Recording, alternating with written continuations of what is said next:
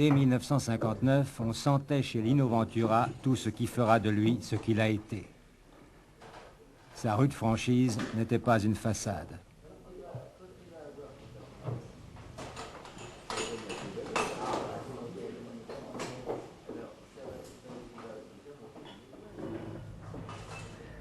Lino Ventura, nous vous regardons manger et tel nous vous voyons dans vos films, tel nous vous voyons dans votre vie. On dirait qu'il n'y a pas de barrière justement entre votre métier et votre vie privée. C'est assez rare. Oh. Vous en avez conscience? Oui.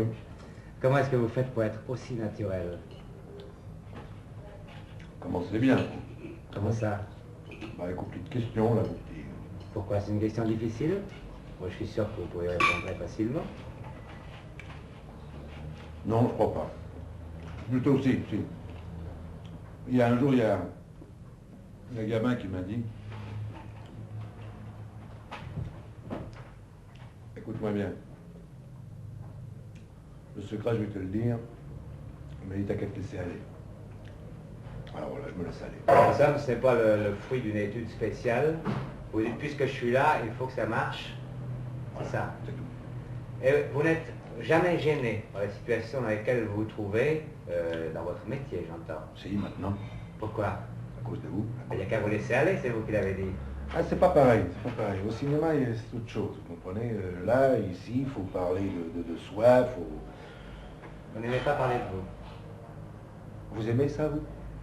Moi, pas tellement, mais de toute façon, le métier que je fais, vous savez, ce sont les circonstances. Moi, je suis fait pour écrire des articles dans mon lit, tranquillement allongé, mais ça ne s'est pas trouvé. Vous avez raison, mais enfin, je ne pense pas qu'il y ait quelqu'un... Enfin, je ne connais pas quelqu'un qui aime parler de soi, c'est très Ah, difficile. si, des tas d'acteurs, d'ailleurs, entre autres. Ah, peut-être. Ouais. Enfin, pas moi. Bon, c'est d'ailleurs pour ça que vous êtes là, justement, je trouve que c'est rafraîchissant. Et au cinéma, ça ne vous gêne, vous n'êtes jamais gêné? Je veux dire, par exemple, vous avez à dire 17 fois de suite la même phrase. Non, vous avez trouvé... au cinéma, je ne suis pas gêné quand je fais certaines choses, mais je suis sûr, par exemple, j'ai très bien conscience qu'il y a des choses que je ne pourrais pas faire, que je ne saurais pas faire. Je sais pas, vous comprenez, je ne peux pas, du jour au lendemain, je vous l'avais déjà dit un jour, je me souviens, je ne peux pas devenir le marquis de Priolat, vous comprenez.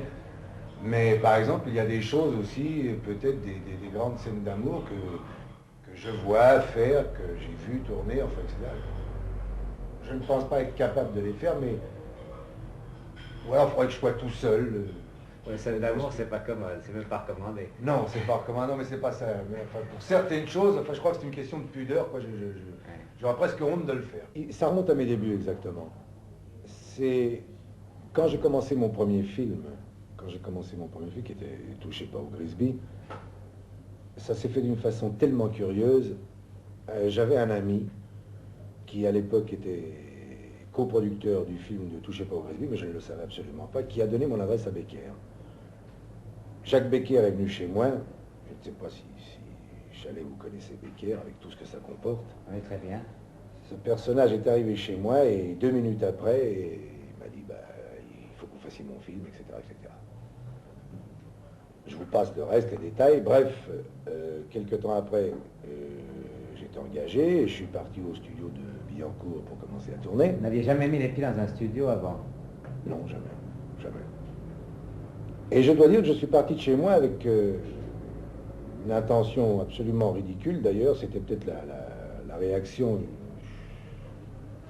timide, je ne sais pas. Enfin, c'est de la self-défense. En peu de mots, ça voulait dire ceci. Je vais au studio, mais le premier qui me... eh ben, je lui casse la tête et je reviens à la maison. Pourquoi est-ce que j'ai dit ça? J'en sais rien. C'est complètement idiot.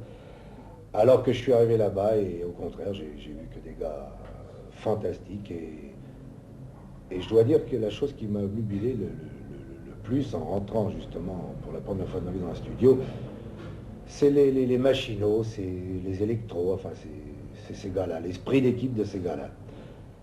Bref, je me suis donc trouvé devant une caméra pour faire ce film et je n'en avais pas besoin à l'époque, vous comprenez, je n'attendais pas après ça, ma vie ne dépendait pas de ça. Alors ça fait que j'ai fait ça décontracté.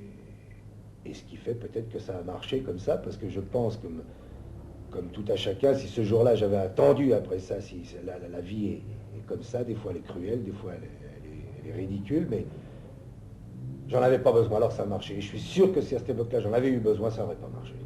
Heureusement en tout cas que les gens sur le plateau n'ont pas ri, parce que ce que vous faites dans les films, vous êtes également tout à fait capable de le faire dans la vie. Non. Vous avez un des débuts assez brutaux dans la vie. Ah, ça c'est autre chose, oui. Oui. Vous avez été catcheur. Entre boxeur. autres, Entre autres. oui. Toujours des métiers où on cogne.